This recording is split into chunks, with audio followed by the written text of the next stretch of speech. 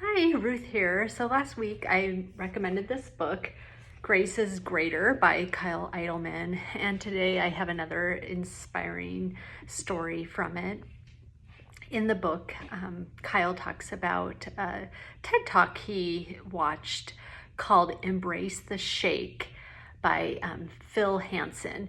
And so I went on YouTube and I watched the video, and Phil basically talked about how he became an expert in the technique of pointillism, and that's making art with tiny little dots. And after years of using such fine motor skills, he experienced nerve damage and he couldn't make a little dot anymore. He couldn't even draw a straight line.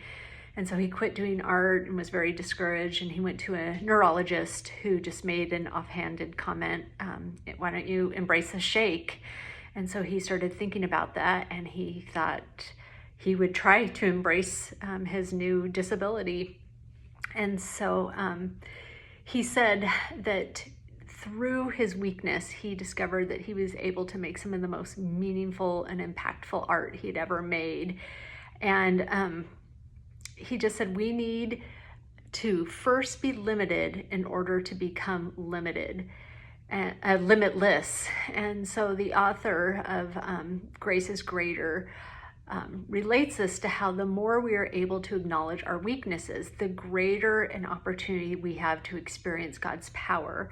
So I just want to encourage you with 2 Corinthians 12, where Paul said that Jesus said, my grace is sufficient for you, for my strength is made perfect in weakness. And then he goes on to say, for when I am weak, then I am strong.